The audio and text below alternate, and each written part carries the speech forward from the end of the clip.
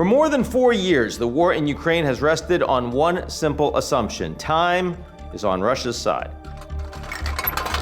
The Kremlin has more people, more resources, and more tolerance for casualties than Ukraine. So eventually, Ukraine runs out of soldiers, Europeans' resolve will weaken, and the United States will lose interest.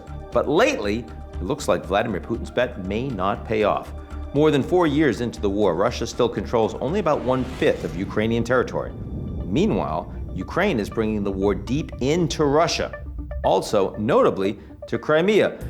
Since annexing the Crimean Peninsula in 2014, Putin has treated it as the crown jewel of his project to restore Russian power. He's invested billions to cement control over this strategically vital gateway to the Black Sea. But Ukrainian drones are steadily undermining that project, striking military sites and fuel supplies and transport links and vessels tied to Russia's shadow fleet. Fuel shortages in Crimea have recently become so dire that officials have warned gasoline may not be available for public sale on some days. Ukraine will not be able to retake Crimea anytime soon, but it is proving that Russia can't secure it either. The strikes deep inside Russia may be even more significant.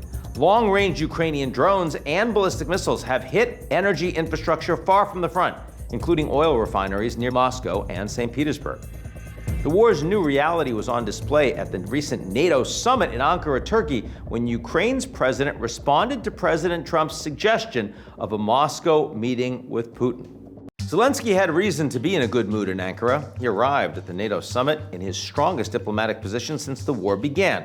NATO allies reaffirmed major military support for Ukraine, and even President Trump was striking a warmer tone toward Kiev, backing expanded cooperation on Patriot missile production. The pressure on Putin is mounting. Russia's economy is increasingly geared towards sustaining the war, yet growth is slowing. Labor shortages are rising, and even the Russian central bank is now warning of a weaker outlook. Meanwhile, the Russian president is reportedly growing more isolated and paranoid as the war drags on. Mind you, that does not make a Russian tactical nuclear strike or an invasion of NATO territory imminent. Thankfully so, those would carry enormous risks, and Putin is still betting he can outlast the Ukrainians. The more plausible danger is that Russia expands the gray zone tactics it is already using, like cyber attacks and sabotage, military provocations, and other actions designed to intimidate the West without triggering full-scale war. And the more Ukraine raises the cost for Russia, the more likely Putin is to raise the stakes too. When an authoritarian leader with few good options begins to feel cornered, things can get dangerous fast.